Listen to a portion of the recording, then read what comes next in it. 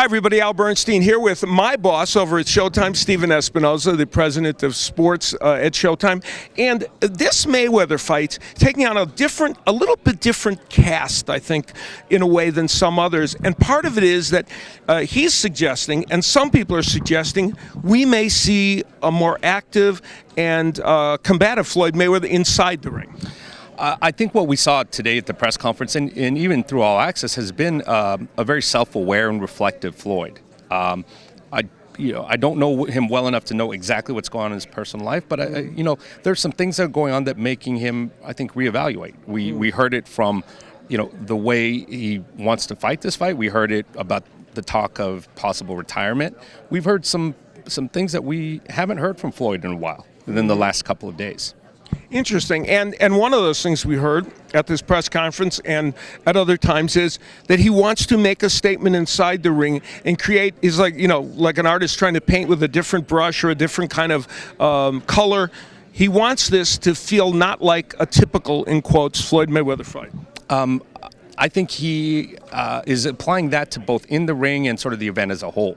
I think we have this tremendous lineup of co-feature fights because, really for no reason other than to make this the biggest event possible. And that was an intentional strategy. It wasn't necessary. I don't know whether it adds a single pay-per-view buy. But what I do know is from Floyd's perspective, the intention was, let's make this the biggest three-ring circus that we can. And it sounds like, he wants to do that in the ring as well. And let's talk about Marcos Maidana for a second, because I think Marcos Maidana has kind of resonated with people. We saw it at for our fight last week at the StubHub Center.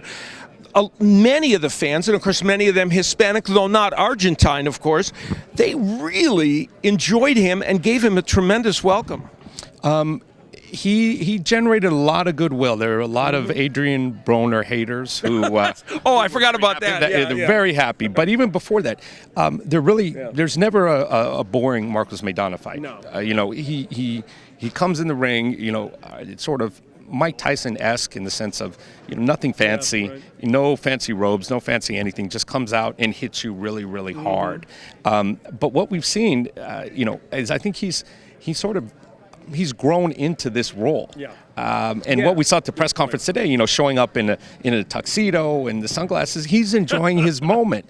And really, he's never had this before. He's always been the guy overlooked, underestimated. He's on the big stage and he's taking advantage of it. And I think people love him for it. And there was even a moment where, talk about uncharacteristic for Marcos Maidana, he used an expletive toward Floyd Mayweather. That was a little shocking.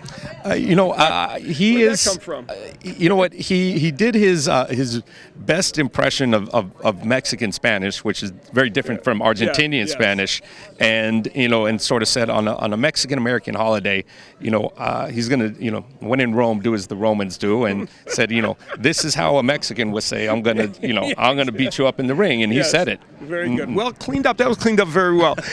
Now let's before I let you go, comment about, you talked about the undercard, and one of the fights on the undercard that you and I chatted about last week, and we've talked about as being really interesting, is Luis Collazo taking on Amir Khan. Luis Collazo, BJ Flores, we had him in an interview, and he was pointing out it's not like Luis Collazo is a big puncher, but against Amir Khan, everybody's a big puncher, and that's part of the reason why it becomes fun. Well, on top of that, Luis Collazo has been a welterweight for essentially his entire career. And Amir has never been above 142. So yes, Collazo is not a big welterweight puncher, but Khan has not really been in there with welterweight punchers before. Even when he fought Maidana, that was 140, and I think that was a different Maidana. So that one is one where, who knows? I could see it ending early. I could see it ending late. I could see it going either way. It's one of those where it's truly 50-50. Who knows? And we talk about fighters never in boring fights. Amir Khan is never in a boring fight. And Luis Collazo, this so much on the line for him now. As you said, he's been nibbling around the edges of stardom, and then that big knockout win over Victor Ortiz has put him in a position where he can see stardom in his near future. And I think sometimes you see those veteran guys who maybe have gone through some dry spells and then get another opportunity. They really, really work at it. We've seen it in Julio Diaz. over the right. last Perfect 18 example. months, who, took some time off, came back at a different weight, and is, rejuvenated, and came very, very close against some very good fighters. So, Luis Collazo has been away from the sport a little bit. He's been itching to come back. He's not been given an opportunity. You don't get many big opportunities like this in life. No, and I'd be remiss if I didn't let you go without asking you about the John Molina-Lucas Matthysse fight, which we had last week, of course, on Showtime, which turned out to be a Fight of the Year candidate. And while we all thought there might be fireworks in that fight, I don't think anyone expected the sustained action over that many rounds. That's what struck me, and what also struck me is we've always known that Molina is a great puncher. Yeah. We didn't know whether he could carry that up to a higher weight class. Clearly he could, but even in that regard, for Matthysse to get off the canvas, twice, whether they were both knockdowns or not, he got up off the canvas twice. He really did his nickname, the Machine, justice, because as you saw it, there was no change in facial expression. Just got up and kept going and just ground him down to a halt.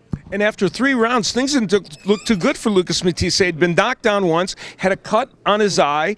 They would have gone to the scorecards in the very next round if they had to go for a decision. So here was this guy coming back from the big loss for Garcia. It was all on the line for him at that point. It was, and he was a little bit of a forgotten character because he took some time off, the orbital bone fracture from the Garcia fight.